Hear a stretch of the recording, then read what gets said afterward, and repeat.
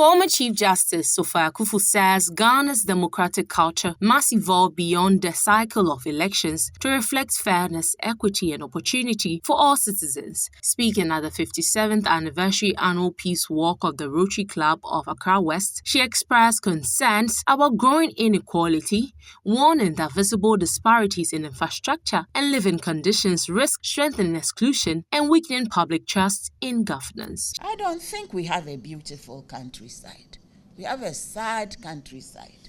And the fact that people are building fancy buildings in neighborhoods such as this should give us cause for concern, because being on the outside looking in is not a good social contract. There's exclusion going on.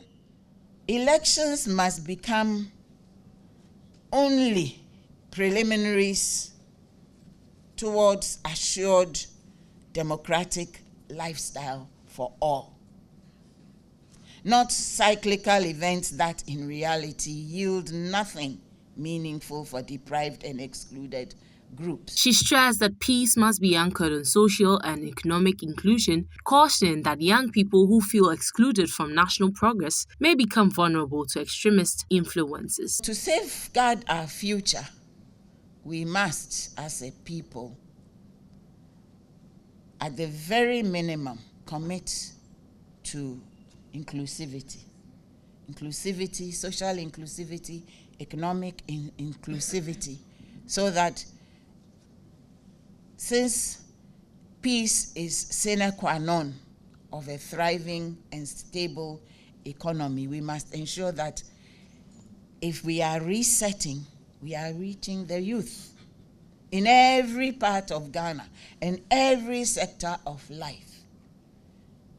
If the youth don't see that they have a stake in the economy, but rather see themselves as excluded, neglected, or ignored, they become vulnerable and easily seduced by the siren song of every form of extremism, be it religious, political, or social.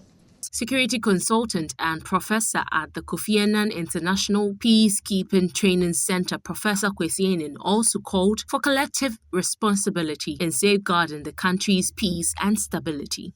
It is imperative that every single person with a voice and influence must be creative in a collective pursuit for peace in this country. We can no more sit on the sidelines because the dangers that threaten us are knocking on the door. The event forms part of activities marking the club's anniversary, with stakeholders advocating unity, inclusion, and sustained efforts to preserve Ghana's stability. For Joy News, Michelle Latte.